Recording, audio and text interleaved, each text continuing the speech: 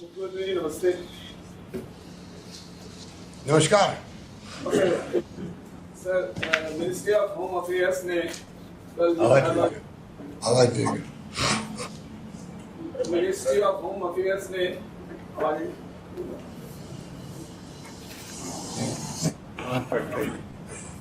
Ministry of home affairs ने आई आवाज ministry of home affairs ने 4 राज्यों में जयपुर को भी गिना है कि यहाँ सबसे ज्यादा कोरोना का बहुत बड़ा संकट है और उसके लिए टीम भी आई है, सब कुछ है। और दूसरा ये हुआ है कि रैपिड जो टेस्ट थे, किट थे, वो एक तरह से फेल हो गए। इस रैपिड जो टेस्ट किट थे, इसके लिए WHO ने भी बहुत क्लियरली लिखा था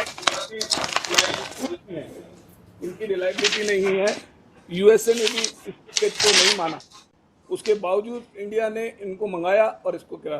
पहली चीज तो अभी पिछले दिनों 28 मार्च को राजस्थान सरकार ने 7 जो एक्सपर्ट्स थे मेडिकल के, उनकी एक टीम बनाई थी कि वो विशेषज्ञ काम करेंगे। तो उन्होंने क्या ये रिपोर्ट नहीं दी? उनकी क्या रिपोर्ट है पिछले 1 महीने में?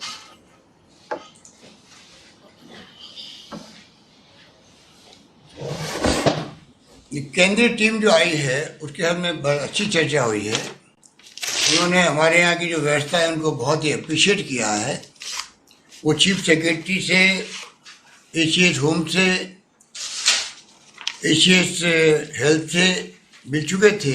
मुझसे चर्चा बहुत लंबी हुई और बहुत ही ज़्यादा वो लोग इस बात को लेके प्रशंसा कर रहे थे। मैं समझता हूँ कि जो उन्होंने देखा 1-1.5 दिन के अंदर, अभी 2 दिन और रहेंगे वो लोग, और जो प्रोटोकॉल निर्धारित किया गया है भारत सरकार द्वारा और सुप्रीम कोर्ट द्वारा जो उस पर मोहर लगाई गई है, राजस्थान सरकार उसी के अंतर्गत सब काम कर रही है। और रामगंज हो या जोधपुर हो, जोधपुर में जो इलाके नागौर गेट के हैं या आसन उदय मंदिर के हैं या और कोई इलाके हैं जहाँ जहाँ प्रॉब्लम आई है, रामगंज के अंदर भी जो प्रॉब्लम आई, तो जहाँ प्रॉब्लम आ रही है उसी को हम लोग जोन बना करके, जैसे मैंने कहा 48 जगह कर्फ्यू लगे हुए हैं, उस रूप में हम लोग कार्रवाई कर रहे हैं। वही इसको रोक रहे हैं जहाँ पर बीमार ज़्यादा आए, आपस में मिलजुल करके रहने लग गए लंबे समय तक, उसके कारण ये संख्या बढ़ी है। और रैपिड एक्शन टेस्ट जो फेल हुए हैं वो तो मैं आपको कह ही चुका हूँ कि ये जो स्थिति है अनफॉर्चुनेट है। अगर भारत सरकार इसको अगर समय रहते हुए मेरी बात मान जाती तो ये नौबत नहीं आती। भारत सरकार अगर, जो मैंने PM को कहा था कि आप इसमें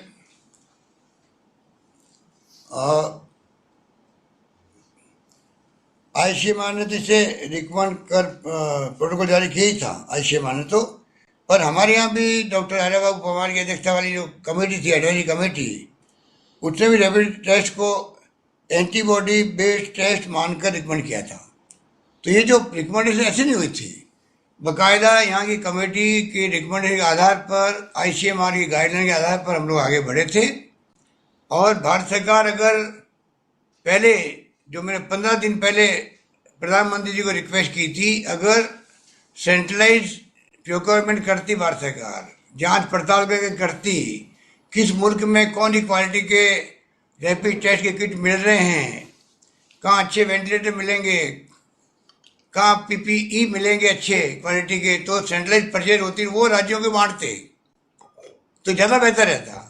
उस कमी के कारण से आज ये तकलीफ हो रही है, मैं कहना चाहता हूँ आपको, जो दुखद है। Thank you sir. इसमें एक बात, इम्पोर्टेंट बात एक और है कि जो रैपिड टेस्ट की जगह अमेरिका ने भी कल से एंटीबॉडी टेस्ट लागू किया है। एंटीबॉडी टेस्ट उन्होंने रैपिड को तो रिजेक्ट किया हुआ है, और जो अपनी रिकमेंडेशंस आई हैं यहाँ डॉक्टर्स की, वो भी एंटीबॉडी टेस्ट की आई हैं। उसी से कई चीज़ें हम लोग डायग्नोस कर सकेंगे कि इनकी इम्यूनिटी है या नहीं है पब्लिक में। वो बहुत ज़रूरी है जो एंटीबॉडी टेस्ट है, जो कि हमारी मेडिकल टीम ने, मेडिकल एक्सपर्ट्स ने राय दी है, वो भी यही है। और रैपिड टेस्ट ही एंटीबॉडी बेस्ड टेस्ट। वो तो मालूम है, वो तो ये जो टेस्ट ये तो है, ये ये जो टेस्ट होता है, ये जो आपका रैपिड टेस्ट का मतलब ही एंटीबॉडी टेस्ट है। ये टेस्ट जब है, ये डिफरेंट नहीं है। ये देखिए, बात सुनिए, एक मरीज के अंदर जब कोविड एंटर कर जाता है तो 7 दिन के अंदर वो ग्रो कर जाता है, और उसके बाद में जब टेस्ट होता है, रैपिड टेस्ट होता है, तो एंटीबॉडी डेवलप हो जाती है तब तक, और वो ही कहलाता है कि ये एंटीबॉडी डेवलप हो गई, इसका मतलब ये कोरोना का पेशेंट है। इसी रूप में इसको आगे बढ़ाया गया था। अमेरिका की बात करो चाहे दुनिया किसी मुल्क की बात करो, एंटीबॉडी टेस्ट का मतलब ही है रैपिड टेस्ट करना कम समय के अंदर, यही था। Thank you sir, thank you yes Goyal ji. मैं अब राष्ट्रीय सहारा के कपिल भट्ट जी से अनुरोध करूंगा कि कृपया अपना प्रश्न रखें। सर नमस्कार। नमस्कार। मेरा सवाल ये था कि अब जो है बिना लक्षणों के जो कोरोना के रोगी आ रहे हैं, जो एसिम्प्टोमेटिक हो रहे हैं, उनके लिए अब क्या, क्योंकि अब रैपिड जो टेस्ट है वो तो हो नहीं रहे, उसके लिए क्या आगे? ये तो हम लोग तो जो अगर रैपिड टेस्ट की जो स्थिति बताई मैंने आपको, उसकी बजाय हम लोग पीसीआर के जो टेस्ट, पक्के टेस्ट होते हैं, उनको हम लोगों ने, आपको मैंने पहले ही बताया कि हमने उनकी कैपेसिटी बढ़ाई है और बढ़ाते जा रहे लगातार। हम चाहते हैं, हमारा टारगेट 10,000 टेस्ट प्रतिदिन तक करने का है। मशीनरी प्रोक्योर करने के प्रयास जारी है पूरे देश के अंदर, क्योंकि बिना लैब के इक्विपमेंट के संभव नहीं होगा।